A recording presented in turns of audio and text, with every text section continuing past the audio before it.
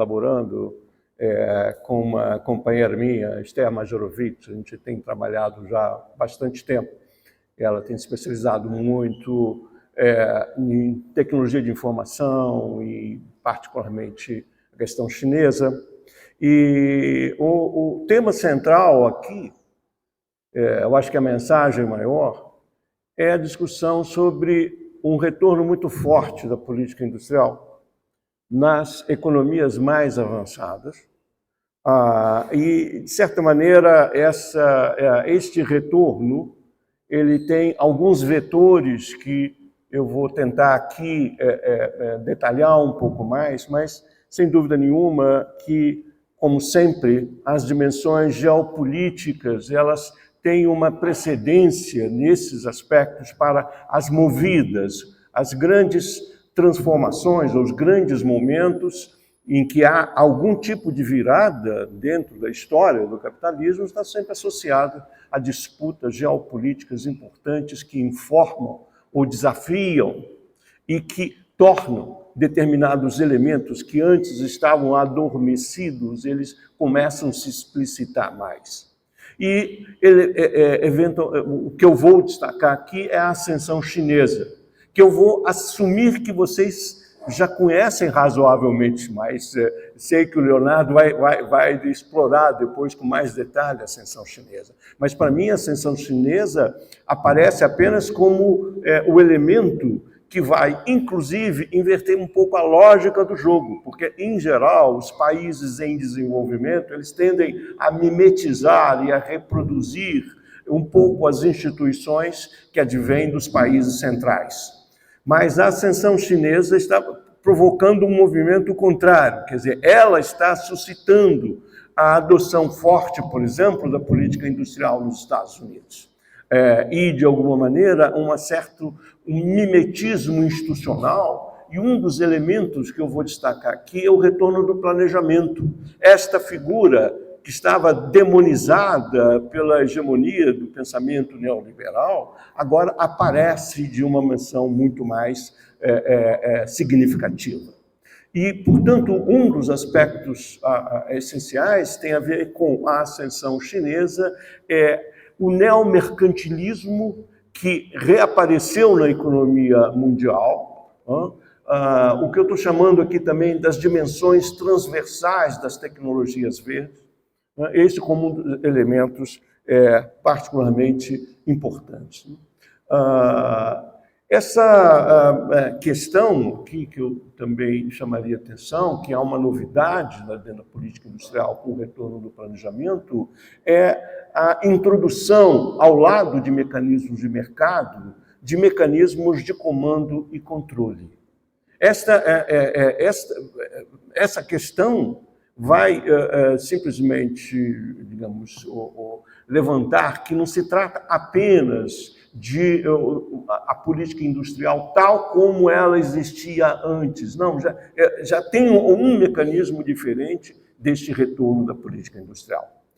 E, claro, vou terminar aqui, mas eu queria, você sobretudo me avisa, porque eu também tendo, como também já percebi aqui em diversos, a se expandir na apresentação, eu também tendo a me expandir, mas então você me corta, porque aí a mensagem final é meio, digamos, se coloca apenas como desafios para os países latino-americanos, particularmente sul-americanos, que eu vou me colocar, porque estes países ainda não acordaram suficientemente para as transformações que estão em vigor e não estão introduzindo as novas práticas, os novos mecanismos de indução produtiva que os demais países estão fazendo. Bom, então eu começaria apenas a dizer o seguinte, após a grande crise financeira de 2008, houve eu chamaria assim, de um reposicionamento geopolítico dos Estados Unidos em relação à China. Chama atenção, porque não foi sempre assim.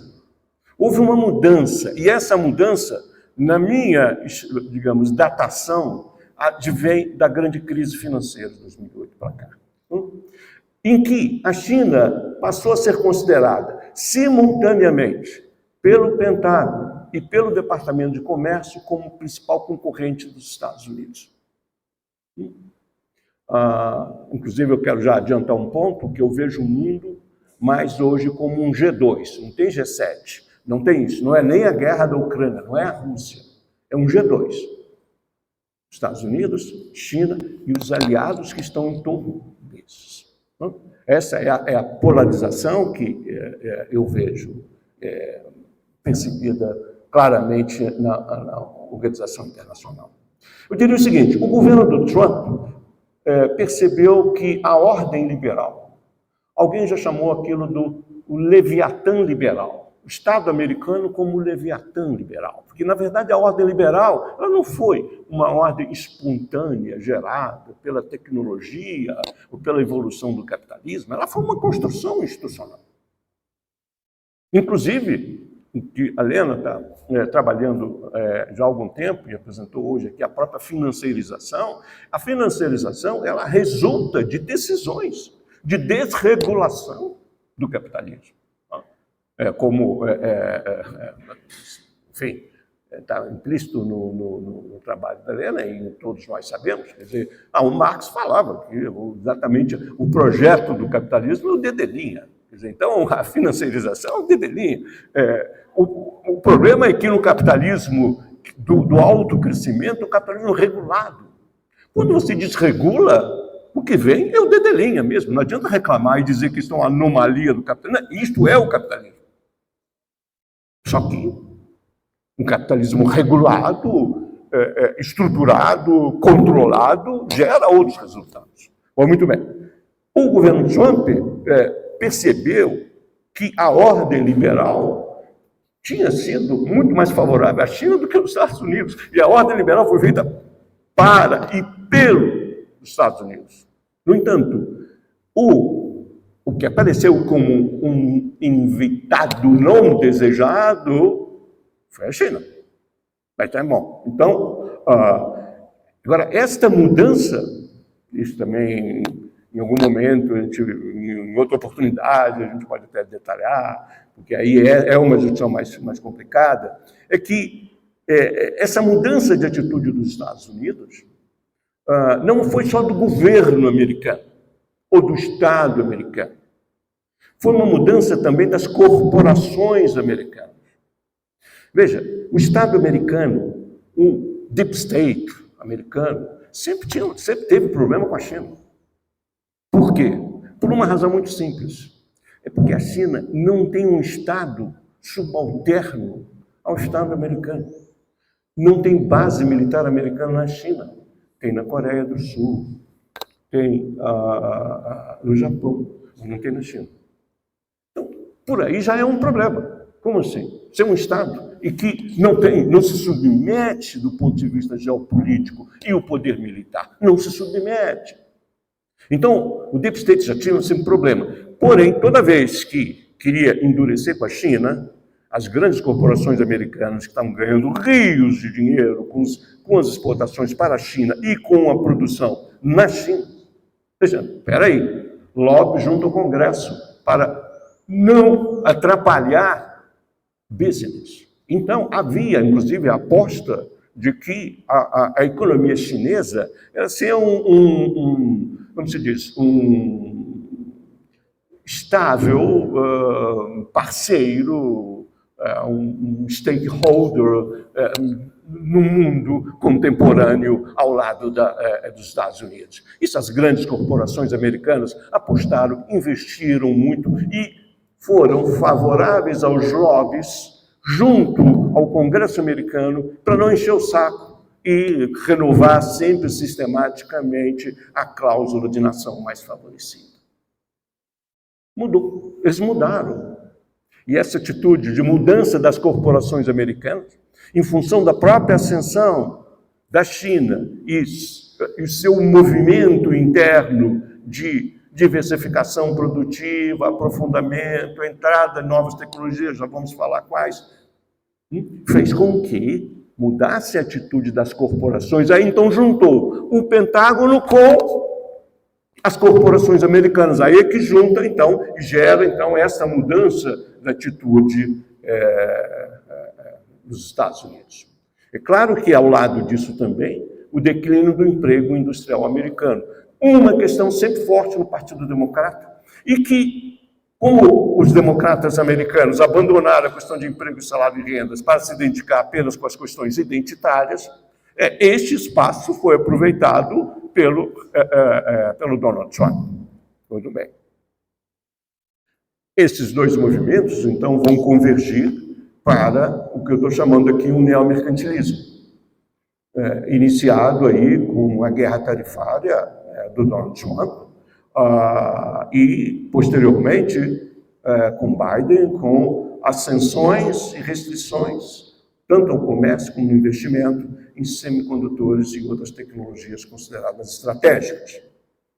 A principal preocupação e aqui é uma citação do governo dos Estados Unidos, que chamam tecnologias de duplo uso, ou seja, aquelas que têm uso civil e militar, e elas são percebidas como críticas para as vantagens de segurança nacional dos Estados Unidos, incluindo militares, de inteligência e econômicas.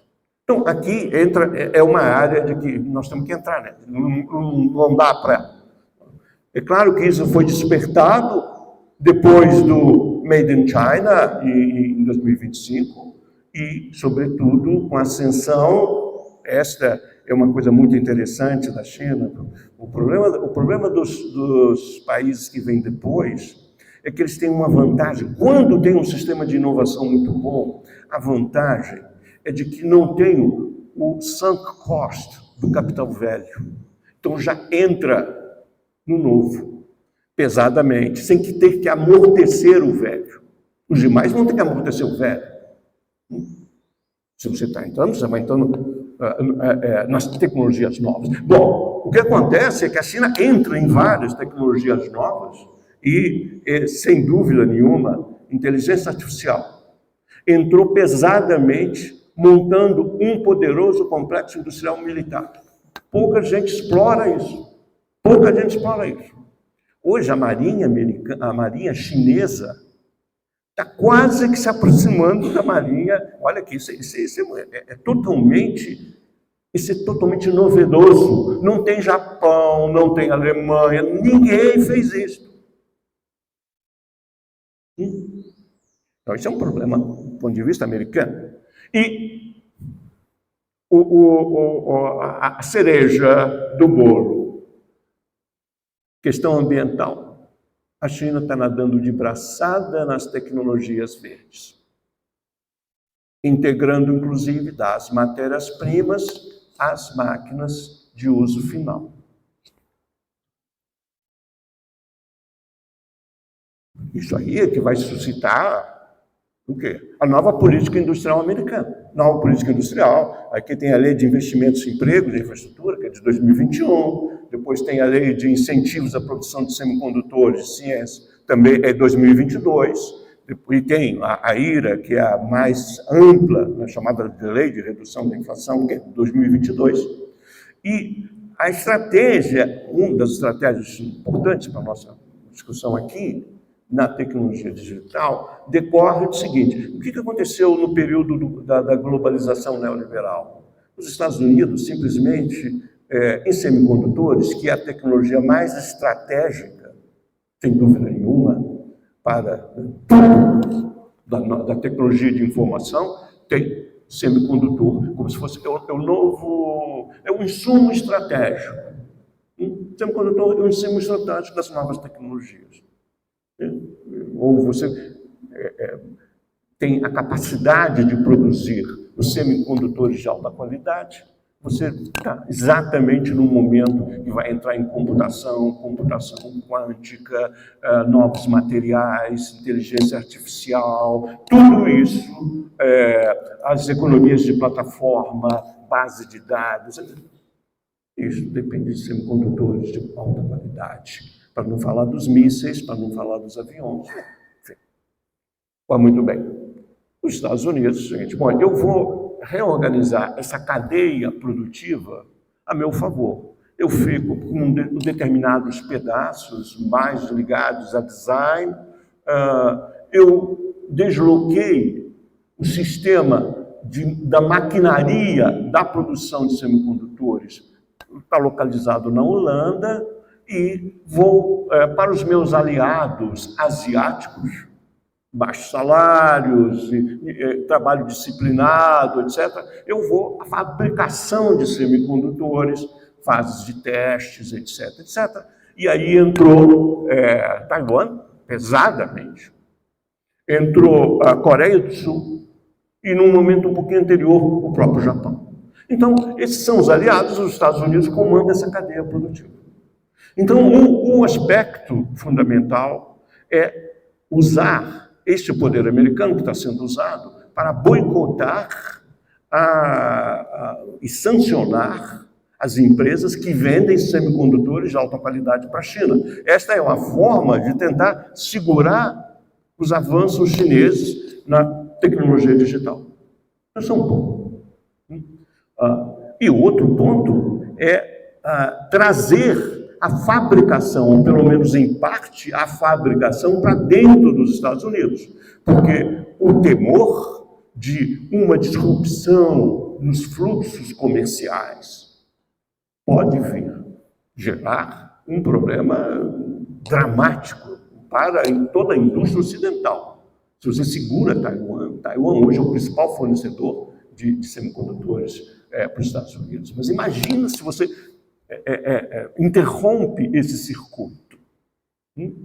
Até que os Estados Unidos substituam essas importações, isso vai demorar algum tempo.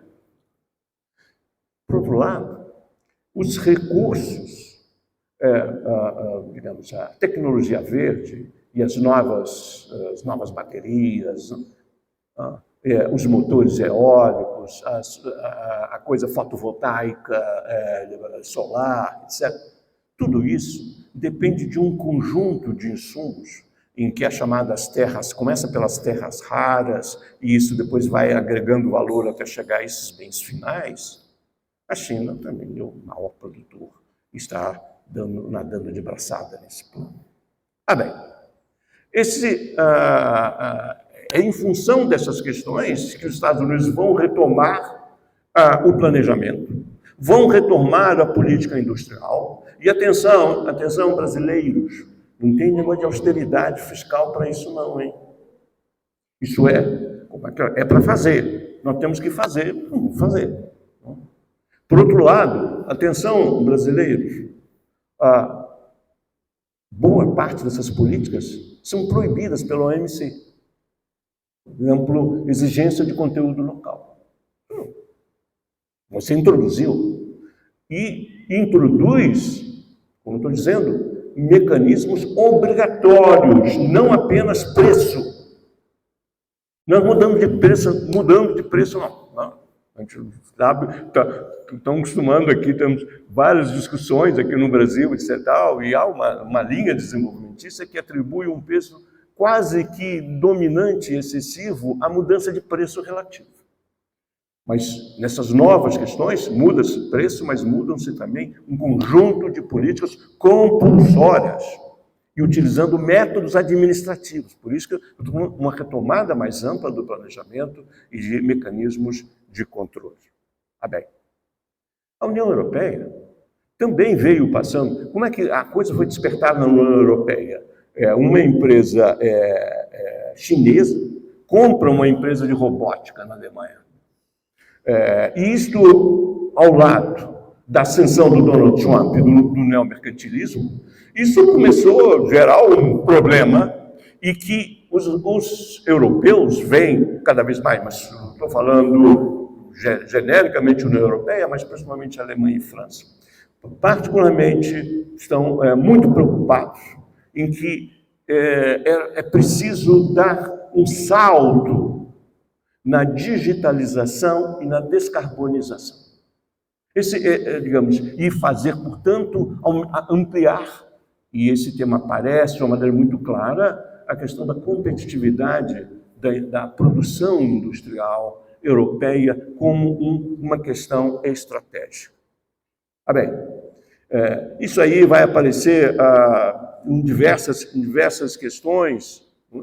E, digamos, esse último aqui, enfim, o chamado Plano Industrial do Acordo Verde de 2023, ele é muito amplo, é muito detalhado, etc.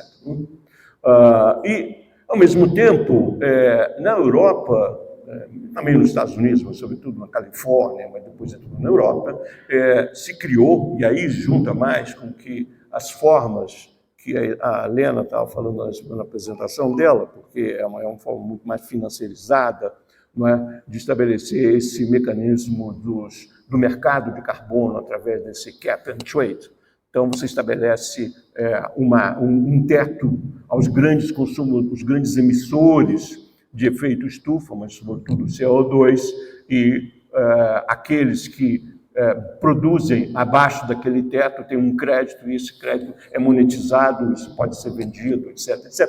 E isso, só que esse efeito levou substancialmente, isso é uma atenção que eu vou chamar a atenção agora, o preço do carbono substancialmente e puxou para cima custos que são muito importantes do ponto de vista das condições de reprodução da população.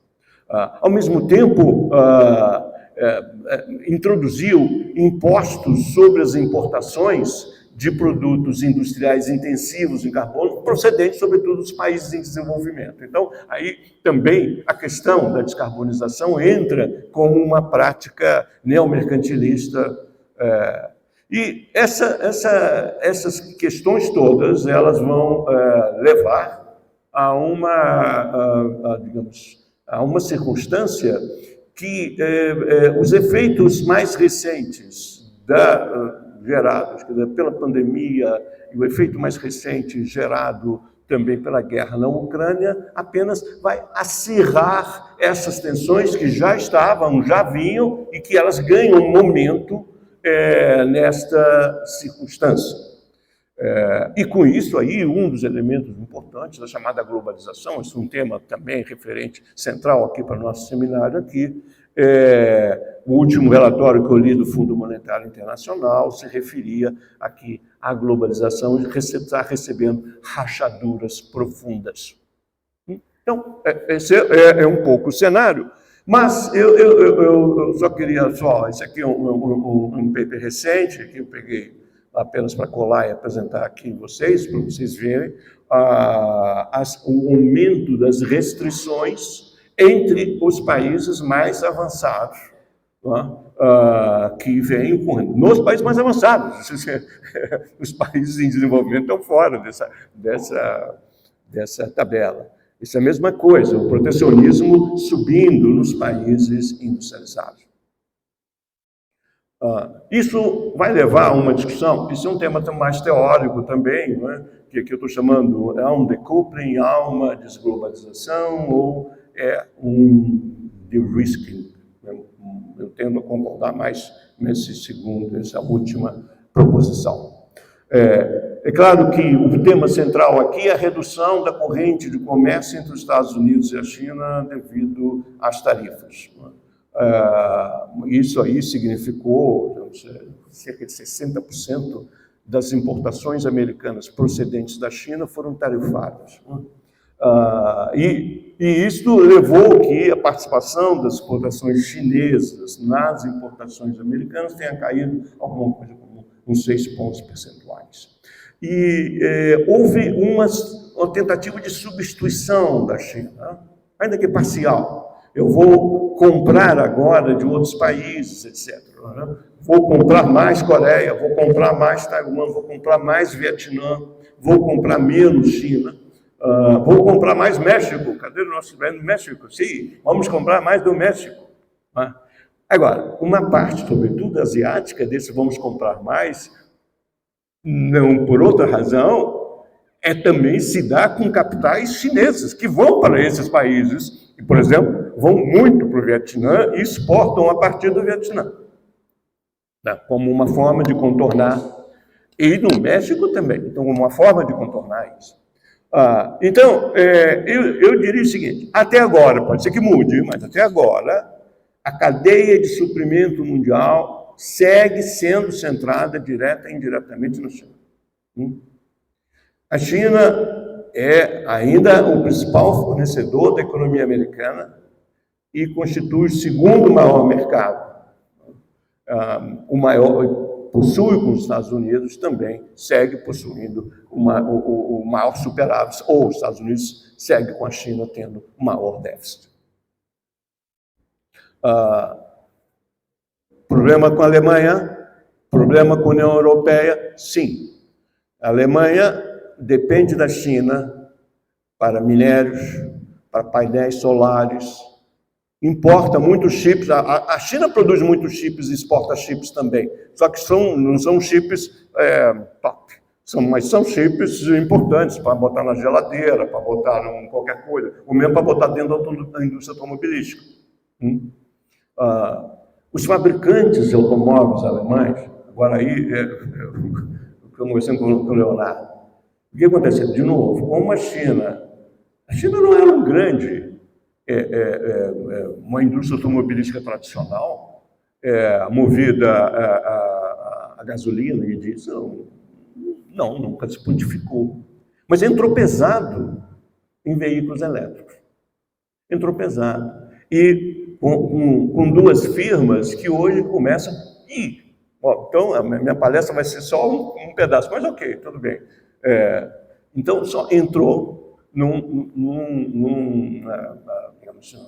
ela entrou num nicho, só que esse nicho está tornando a Alemanha muito preocupada. Por quê? Porque a União Europeia estabeleceu que, a partir de 2030, só vai circular carro elétrico.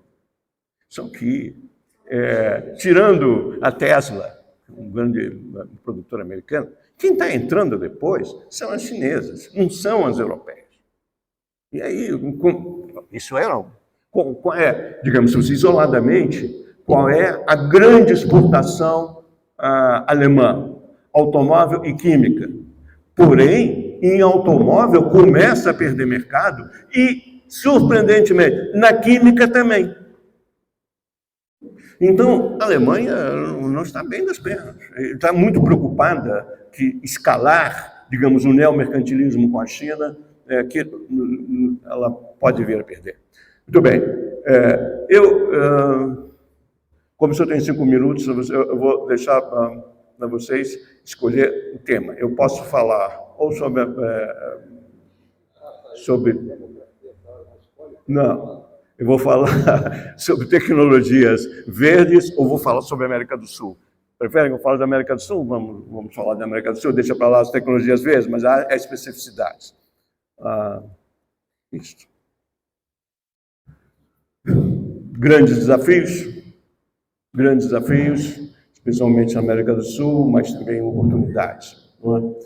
Claro que todos sabem o que aconteceu na primeira década, não vou falar, enfim, a primarização, ainda que tenha melhorado uma coisa, a distribuição de renda, etc. A fase fácil, alguém falou a fase fácil da distribuição de renda, quando os preços estão em cima e tal, você bota uma taxação, mas enfim. A ascensão da China significou o que vocês sabem, e portanto essa é a realidade. Agora, portanto, aí se abre a questão de uma nova política industrial. Só que a nossa política industrial ela tem que incluir tanto a questão de reindustrializar algumas coisas que já existiam e que ficaram pior, e, portanto, em nome de que agora você fazer preferência a conteúdo nacional e doméstico, você não está fazendo nenhuma heresia, você está fazendo simplesmente o que os países avançados estão fazendo. Mas, ao mesmo tempo, há novas oportunidades que surgem, sobretudo com a questão das novas tecnologias. E o Brasil, mas quase todos os países, estabeleceram seus protocolos em 2015, etc.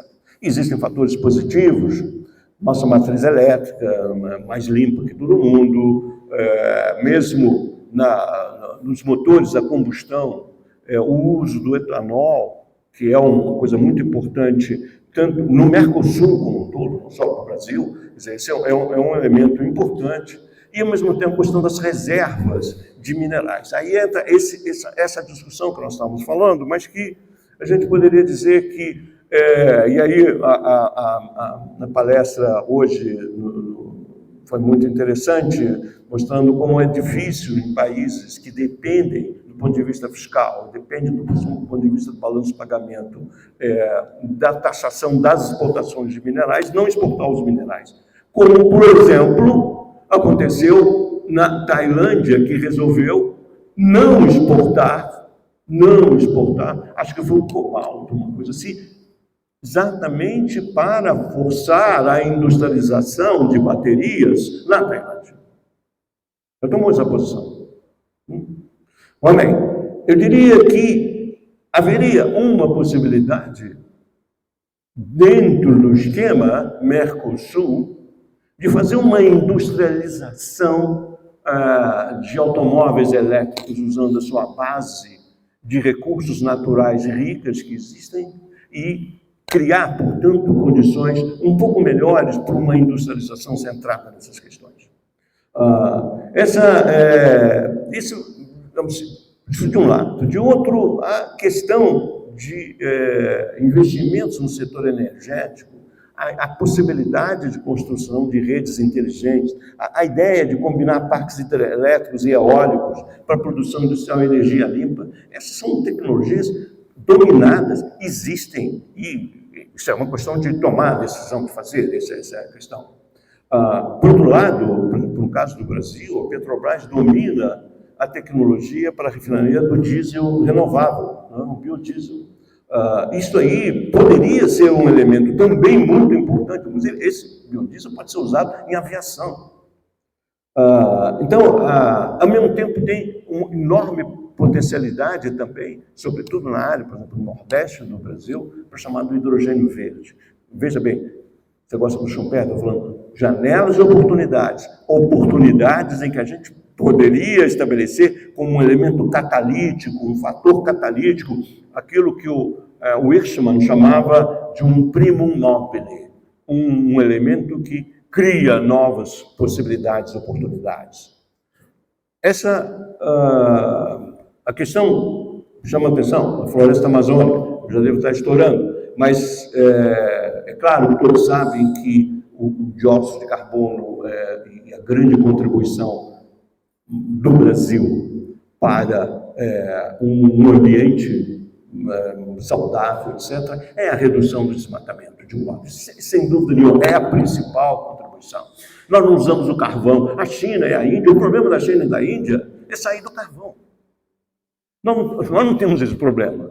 Mas o nosso problema é o desmatamento. Então, essa é a grande questão. E existe também, poderia falar imensamente aqui sobre a questão da biodiversidade, as possibilidades de utilização cada vez maior do que a chamada moléculas para uso em produtos fitoterápicos, fitofármacos. Isso aí poderia abrir novos horizontes também de industrialização e desenvolvimento na região. Isso requeria uma estratégia desenvolvimentista, requeriria alguma coisa como muito em linha com a Mariana Mazzucato, muito em linha com o que a CEPAL chamou de Big Push ambiental. E aí sim, e nessas circunstâncias, ter tanto recursos públicos como captar recursos internacionais para coisas sérias nessas direções. E essa última lâmina, o problema é que o fiscalismo aí é o obstáculo. No caso brasileiro, a gente vem passando por retrocessos significativos no planejamento, a privatização da Eletrobras também foi um problema, do ponto de vista. E contenção de recursos e investimento em infraestrutura, quem falou aqui apresentou exatamente aquele quadro calamitoso de declínio de investimento de infraestrutura. E agora, esse também, do ponto de vista, essa autoimposição de um marco fiscal muito contencionista, essa coisa de gerar superávit zero em 2004 e depois gera superávites positivos nos anos seguintes, ao mesmo tempo que se anuncia um plano de aceleração do crescimento econômico. Isso é uma contradição, E eu gostaria também de observar o seguinte, esse é um tema sempre polêmico, eu já percebo, tirando a Argentina e Venezuela, na América do Sul hoje, por razões diferentes, ninguém está vivendo crise de balanço-pagamento, ninguém está vivendo uma restrição grave do ponto de vista de balanço-pagamento. Crise, não. Que se a taxa de crescimento subir muito, mas crise, não. Argentina é exceção, Venezuela é exceção. No caso brasileiro, não. Então, a paralisação do crescimento é auto-infligida por uma decisão interna de política econômica. E isto é, do meu ponto de vista, a maior trava para que nós não possamos transformar as oportunidades que estão aí presentes no mundo para encetar uma nova trajetória. Muito obrigado, desculpe eu ter excedido o meu tempo.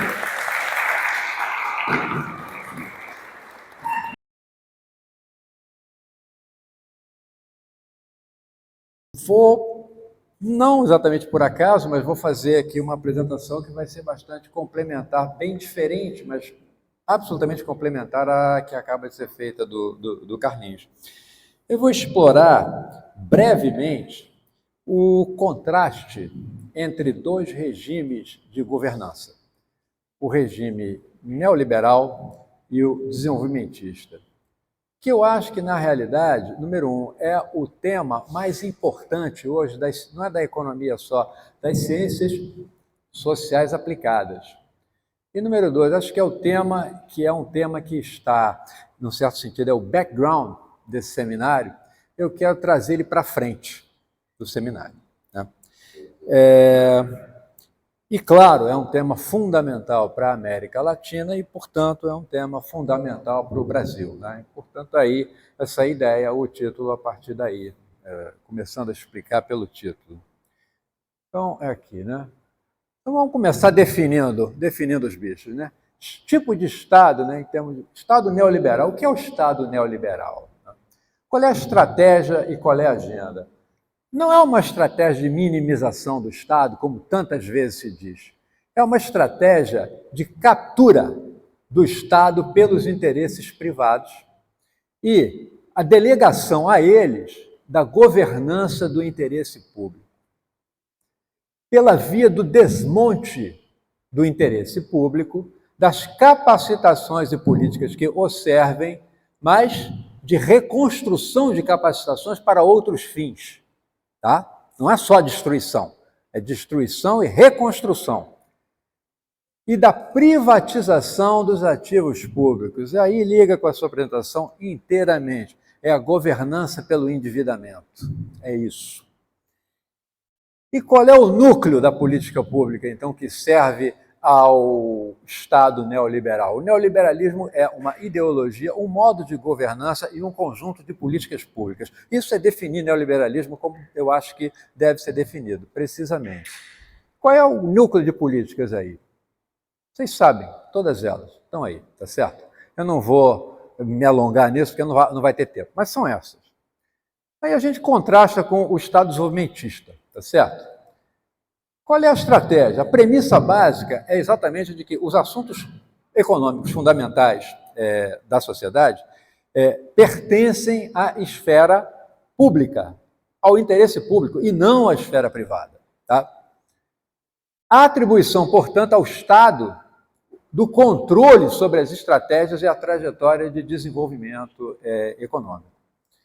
E qual é o núcleo, então, agenda? Coordenar políticas macro, financeiras, tecnológicas, elevar a produtividade da economia, elevar a competitividade da economia e a autonomia da nação. Tá? Qual é o núcleo da política pública? É longo aqui, né? Mas começa por aí. Crédito direcionado, coordenação financeiro-fiscal, regulação financeira, políticas tecnológicas, tudo isso que Carlinhos mencionou. O Estado desenvolvimentista é isso. A Ásia é o seu maior emblema. Porém, o Brasil já foi isso também. E aí a gente entra, digamos, na conversa. Isso aí é aquela ideia, o modelo do Chalmers Johnson, né? Do Administrative Guidance e tal. É muito, muito parecido com isso. Nesse sentido, a ideia de um Estado empreendedor não é nova. É uma ideia que já está na praça há algum tempo, tá certo? Ela está lá, ela está no Robert Wade, ela está no Thomas Johnson, ela está no Schumpeter de uma maneira mais, digamos, escamoteada, mas ela está. Então, dito isso, apresentados muito rapidamente esses dois tipos de regime de governança, vamos aos fatos, certo? Então, eu estou pegando aqui, vou partir de dois gráficos. Um é o crescimento comparado, taxas médias por década, Brasil, China e Estados Unidos. Aí vejam essa primeiro círculo aí, 62 a 70, 71, 80. Olha o desempenho, o Brasil é o amarelo, né, o bege. Então tá aí, 3,9, depois 8,6, a China aí aparece bem na foto já.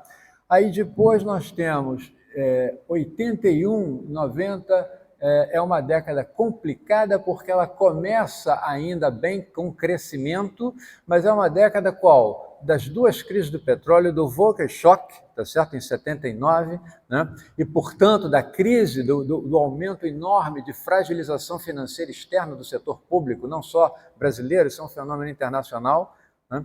E aí, a partir de 85, a gente começa a descer a ladeira por fragilidade financeira externa e por uma certa fragilidade financeira interna, que é o aumento significativo das taxas de inflação. Por quê? Por várias razões, mas uma delas fundamental é por causa do excesso de indexação da economia brasileira. E aí tem uma cerejinha no bolo. Quem é que é o pai da indexação da economia brasileira? Vocês sabem? Roberto Campos, o avô. Foi ele que introduziu isso. E depois o Delfim Neto generalizou praticamente para todos os ativos na economia e todos os contratos, né? E uma economia altamente indexada, que ainda somos indexados, né? Quando você tem choques externos, um choque de oferta via petróleo e um choque financeiro via juros, aí se desencadeia a inflação de alta para quase hiper, e nós temos uma década, de 85 a 94, aonde sucessivos planos de estabilização são tentados e não conseguem, e o Brasil só resolve isso com o Plano Real, e não só com o Plano Real, com o Plano Brady, que é quem reestrutura a dívida externa brasileira e a dívida externa internacional. Então a gente tem uma década complicada. O segundo, só vamos voltar aqui, porque o terceiro ali, olha, 2001 e 2010, 2011 e 2020, aí o Brasil desce a ladeira, né? 3,7, depois 0,3. Ou seja, é uma transformação. Então, se vocês olham para cá, nós já fomos uma China, nós já fomos uma Coreia, nós já fomos um Japão. Entre 1930 e 1980, os três países que mais cresceram no mundo foram Japão, União Soviética e Brasil. Então, nós já fomos uma China, nós já crescemos a 10%, a 12% e a 14%. E depois, nós desaparecemos do ponto de vista do crescimento, né? Então, isso aí é um impacto. Aí tem um outro impacto, que é esse gráfico aqui, que é a renda nacional em paridade de poder de compra, né? E aí nós temos, de novo, né? Brasil, China, Estados Unidos.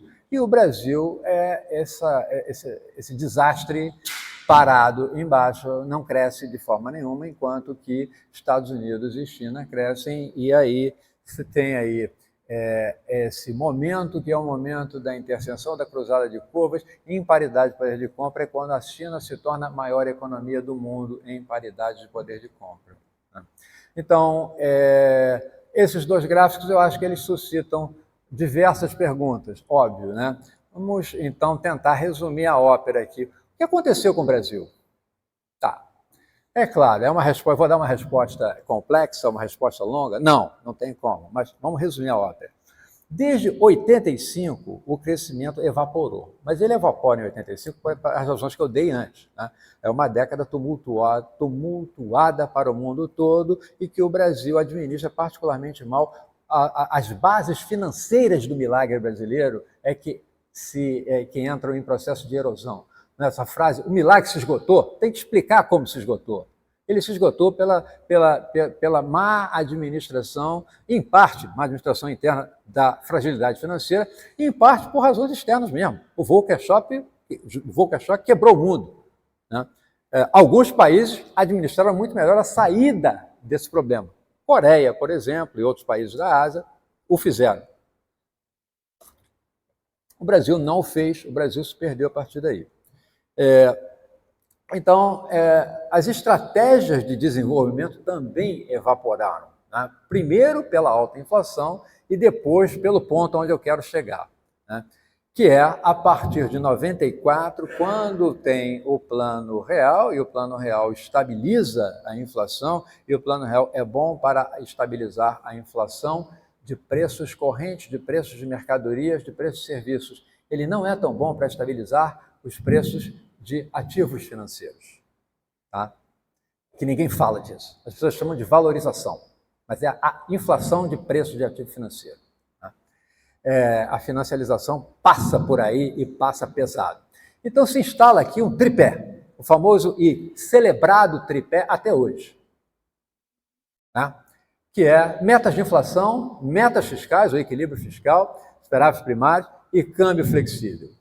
Legal. O que isso diz sobre crescimento ou estratégia de crescimento? Nada, zero. Não tem nada a dizer sobre isso. Então, elas evaporam, e evaporam mesmo, elas não voltam, né? E tem outra cereja no bolo aqui. Passou-se a missão de destruir o Estado Vargas. Palavras do Fernando Henrique Cardoso. Uma péssima ideia. Reformar o Estado Vargas seria uma ótima ideia. Destruir o Estado Vargas, desculpem a franqueza, é uma estupidez. Foi uma estupidez porque foi com o Estado Vargas que nós nos tornamos a economia mais forte da América Latina. Então, isso foi uma coisa que esteve dentro do bojo de quê? Da captura pelo neoliberalismo, pelo regime de governança neoliberal, da chamada esquerda e dos liberais e dos democratas. Todos se tornaram neoliberais. E o neoliberalismo é um regime que impede o crescimento. Esse é um ponto que eu quero sublinhar aqui, tá? Tem aqui uma citação que eu acho muito interessante do artigo do André Roncaglia, mas em benefício da hora, vamos pular. Vamos aos fatos, né? Então, se a gente olha aqui, em 85, a indústria ainda está a quase 30%, né? Em termos de peso da indústria no Brasil. Por isso que eu digo, a década de 80, até o meio da década, a década é uma coisa, depois ela se torna outra completamente diferente. Em seguida, e particularmente depois dos anos 90 e 94, 95, é a descida da ladeira, né? É a maior desindustrialização prematura e a mais grave no mundo, segundo várias análises, né? Então, o impacto disso, né? Qual é o impacto? E no desemprego? Olha as taxas de desemprego. As taxas de desemprego disparam, elas são altíssimas. O gráfico está muito ruim aí, mas ele parte também de 95. Né? Então ele parte de 94, 95, assim, o Brasil pós-real. O que é o Brasil pós-real? Né? Aí, o impacto nos juros. O azulzinho são as taxas brasileiras. O vermelho são as taxas de juros chinesas. Com taxas de juros do tamanho das brasileiras, como é que você vai crescer? O que financia o crescimento não é a poupança, é o crédito. E se o crédito é impossível, é extremamente alto, se a taxa de juros é do tamanho da brasileira, sempre das mais altas do mundo, fica muito difícil crescer, né? Então, do ponto de vista de exportações, olha o que nós éramos, e junto à China, em 80, estávamos juntos, eram muito parecidos. Olha em 2020, nós ficamos completamente para trás, completamente para trás. Né? Então, eu estou falando do impacto, né, dessa mudança de regime, porque muda o regime de governança. Em 94, 95, nós temos um Estado neoliberal instalado aqui. Né? E aí, de novo, eu trago esse gráfico de novo só para fixar nisso aqui. Quer dizer, vejam, o Brasil ele paralisa em termos de crescimento da renda, ele simplesmente paralisa, o Brasil para. Então, assim, a gente erra e continua repetindo o erro. É um comportamento que define, uma das definições de esquizofrenia é essa. Você continua fazendo a mesma coisa e acha que vai ter um resultado diferente. É o que mais ou menos nós fizemos. Aí a gente passa para a China e faz a mesma pergunta. O que aconteceu com a China? Bom, sobre Brasil, né? O inverso do Brasil. Desde 85, o crescimento explodiu na China. Explodiu. Estratégias de desenvolvimento foram turbinadas depois das reformas do Zhu Rongji, né? E do Deng, claro, e se instalou também um tripé, um outro tripé. Qual é o tripé chinês? Crédito público direcionado para onde? Para a produção, para a produtividade, e não para a esfera financeira. Crédito para produzir e não para transferir renda. Produção de valor e não extração de valor ou sequestro de valor. Política fiscal expansionista, guiada, conectada com estratégias tecnológicas e industrial, com metas sistemáticas e pragmáticas, ou seja, não está dando certo, a gente muda. Não temos compromisso com o erro, temos compromisso com o acerto.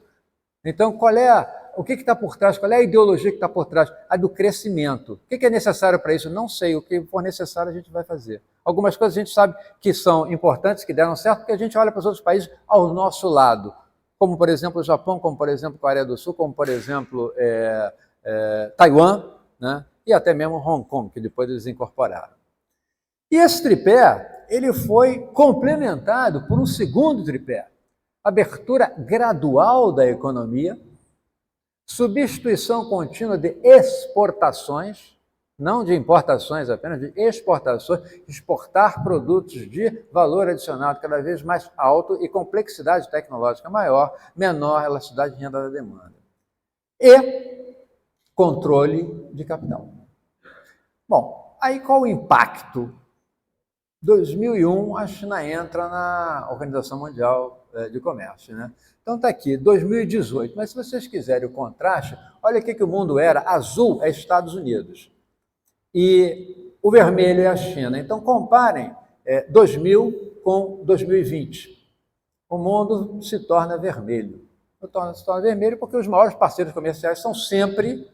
Quer dizer, a China é sempre vai se tornando o maior parceiro comercial de quase todo mundo. E a infraestrutura? A infraestrutura é isso. A China faz infraestrutura para si e para o resto do mundo. Visando os interesses de quem? Chineses. Mas quem souber aproveitar também se beneficia, né? Tem uma entrevista de um líder africano relativamente recente que diz mais ou menos isso. Olha, quando a gente negocia com a China, a gente ganha aeroporto. Quando a gente negocia com os Estados Unidos, a gente ganha um esporro. Então, a gente negocia com a China. Faz sentido? Acho que sim. Quem financia isso? A poupança chinesa? Não. Do trabalhador chinês, que ganha mal? Agora não tão mal? Não. Quem financia isso são os bancos públicos chineses e um banco criado especialmente para isso, Asian Infrastructure Development Investment Bank. Não é isso? Então, essa iniciativa ela é criada, né, a Belt and Road, em 2013, ela é turbinada por causa do banco em 2016, e daí em diante ela vai muito bem, obrigado. Tem default, tem etc. e tal, mas eles estão fazendo, já estão chegando. Os produtos chineses já saem da Ásia e chegam em Roterdã, né? E tem a outra infraestrutura, tem o Belt and Road e tem a digital, que também está em processo acelerado de construção. E Big Tech? Bom, quem não conhece essas empresas? Todos nós as conhecemos. São empresas jovens, chinesas, e que são... Quem é que são os grandes concorrentes no mundo das Big Techs americanas? São essas. E são recentes. É o que o Carlinhos falou. A China não fez catch-up. A China fez leapfrogging. Ela pulou a carniça. Isso o Gershon Kron já tinha antecipado, e a China faz isso de forma turbinada, exatamente porque ela sai na frente e tem coordenação, e tem política tecnológica, e tem política industrial, tem capacidade de coordenação. Tem Estado. Esse é um livro interessante, né, que é mais ou menos conhecido, chama Disruptors, que compara as duas, as americanas e as chinesas. E aí foi o que eu falei antes, quer dizer, o impacto na Digital Tech, você tem aí Amazon, Google, Facebook, e depois Alibaba, Tencent, Baidu, etc. Então, ou seja, o mundo nas Big Techs está dividido basicamente em dois. Estados Unidos, o G2 aí da Big Tech também é G2. Né? Então, o crescimento comparado, de novo, né, a gente volta para o quadro, só para o mesmo gráfico, só para reenfatizar, em 40 anos, em 2 gerações, a China se tornou a maior economia do mundo. Então, o regime de governança chinês é tão ruim assim? Mas a inclusão social, a maior inclusão social do mundo foi a chinesa. 800 milhões de pessoas foram tiradas da linha de pobreza. A maior classe média do mundo é a chinesa. O maior turismo do mundo hoje é chinês. Tudo que vocês começarem a perguntar, a resposta ou será chinês. A maior indústria automobilística do mundo é chinesa hoje, em termos de produção de automóvel. Eles estão se tornando, como essa matéria do Financial Times de hoje mostra, eles estão ameaçando a Europa e o mundo com exportação de elétricos. Eles brevemente vão ser também os maiores produtores e exportadores de carros elétricos. Né? Ou seja, quando a gente contrasta os dois regimes, eu acho que não tem muita dúvida, né? Quando você contrasta pelos fatos. Mas quando você é escravo de uma ideologia, aí não adianta, porque você não obedece aos fatos, nem olha aos fatos. Você simplesmente crê. É uma fé. Então, são teólogos econômicos e não teóricos econômicos. Os sacerdotes do neoliberalismo são isso, porque você olha para os dados e os dados te dizem o que estão dizendo aqui. Então, a gente volta para terminar, de volta ao Brasil recente, né, que é um manifesto para o crescimento sem Estado e nem estratégia. Eu não resisti a capturar isso aqui, uma fala brilhante do ministro Paulo Guedes, no Valor. Falam que não temos plano para a economia, mas nada é acidente. Há um programa de equilíbrio geral, não é improvisado. Isso é uma das coisas mais estúpidas que eu já li na minha vida. Desculpem de novo a sinceridade. Porque um programa de equilíbrio geral se preocupa com a ausência de crescimento. O equilíbrio geral se preocupa com quais condições de repouso de uma economia e não com as condições de crescimento de uma economia. Então, ao dizer isso, ele está revelando a ignorância dele sobre a questão. E uma coisa que é não tão boa é de que esse regime neoliberal do tripé, ele chegou em 95 e nunca mais saiu. E não saiu durante os governos do PT. O PT esposou esse regime com gusto.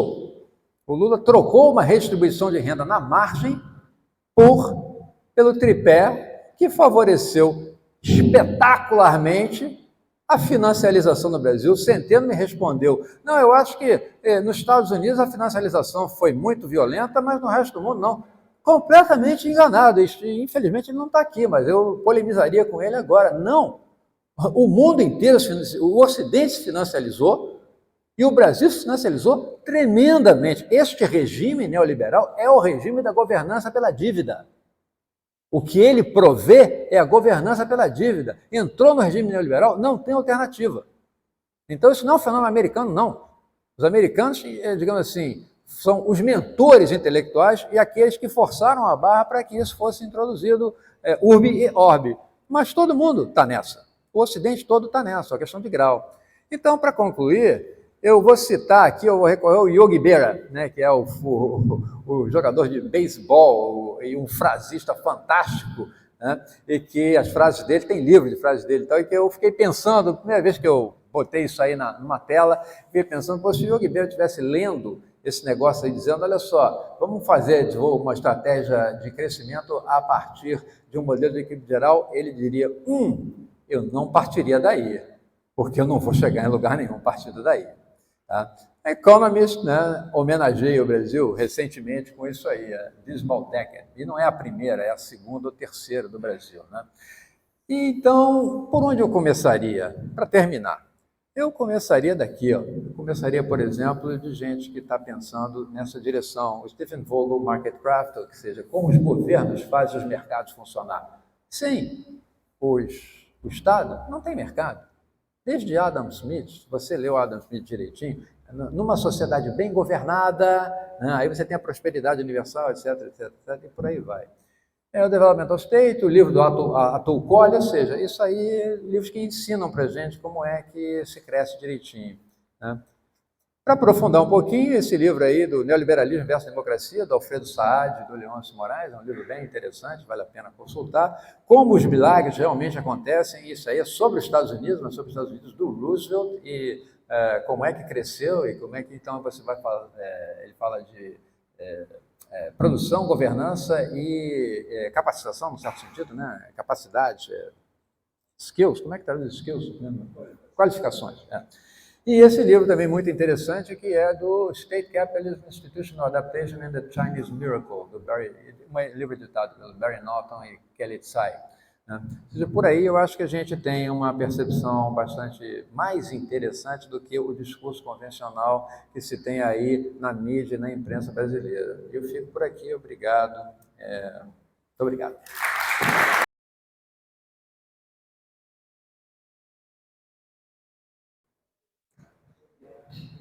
Bom, boa tarde a todos.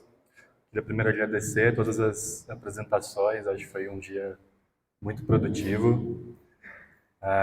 Meu trabalho é sobre conectividade entre incerteza de política comercial nos Estados Unidos e na China e como que isso impacta a América Latina. De uma perspectiva quantitativa, a gente tenta medir esses impactos, que usa uma metodologia para mensurar isso.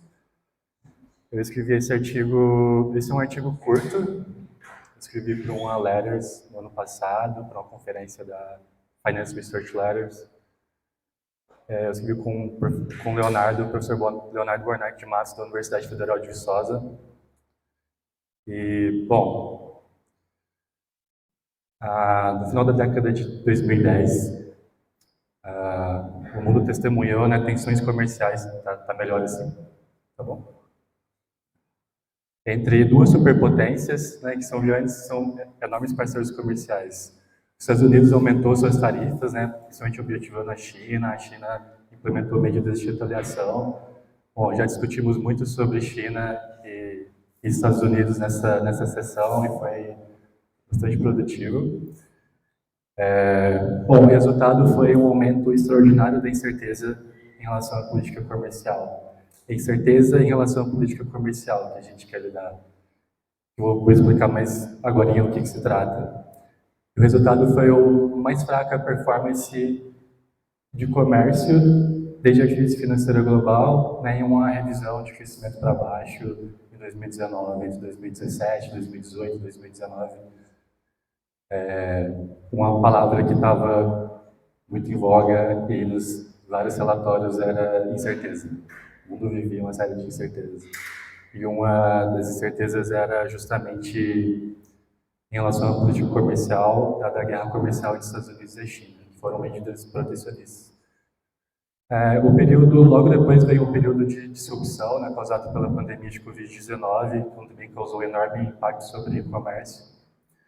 E a literatura trata isso como foi um agravante dos efeitos, né, das tensões comerciais entre os Estados Unidos e a China sobre a América Latina. Apesar de já ter feito um acordo, né, a fase 1 do acordo comercial, assinado em janeiro de 2020, né, em relação à guerra comercial entre os Estados Unidos e a China, existe, como já foi comentado aqui, um ambiente de crescente competição entre duas economias muito grandes. Então, o que eu quero falar com isso é que é para uma motivação do estudo, né, que é um ambiente de competição e a gente precisa monitorar essas relações e como que isso impacta países que são historicamente vulneráveis a choques externos, como economias da América Latina.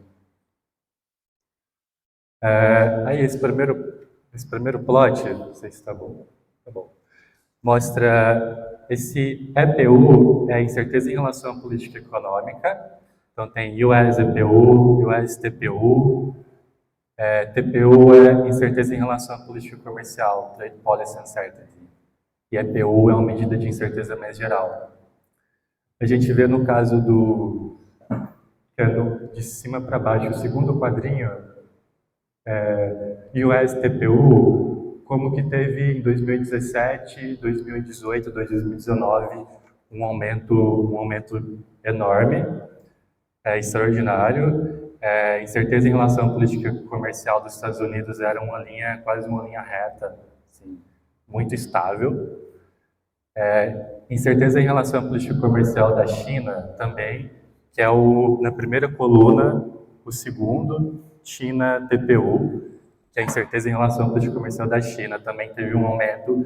Esse aumento é mais persistente do que o dos Estados Unidos, justamente porque logo depois de ter assinado esse acordo comercial, de ter cessado, né, a guerra comercial, assim, de certa forma ter assinado o primeiro acordo comercial em 2020, veio logo depois da pandemia, então é mais persistente essa incerteza em relação à política comercial da China.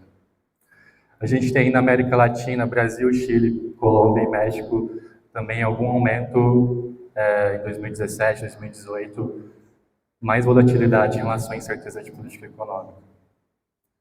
Aqui a gente tem as volatilidades, a gente vê um aumento extraordinário da volatilidade nesse período, 2017, 18 e 19. Bom, o presente estudo, o objetivo é investigar a conectividade entre essa coisa que chama incerteza em relação à política comercial nos Estados Unidos e na China e como que isso impacta a incerteza de política econômica em economias latino-americanas. A gente não tem medidas de incerteza de política comercial na América Latina, a gente só tem a medida de incerteza de política econômica. Incerteza de política econômica é uma coisa grandona e tem outros tipos de incerteza dentro disso. Incerteza de política comercial está dentro de incerteza de política econômica. Eu vou explicar o que são esses índices. A amostra de países são Brasil, Chile, Colômbia e México, devido à disponibilidade dos dados. A gente não tem dados para outros países da América Latina.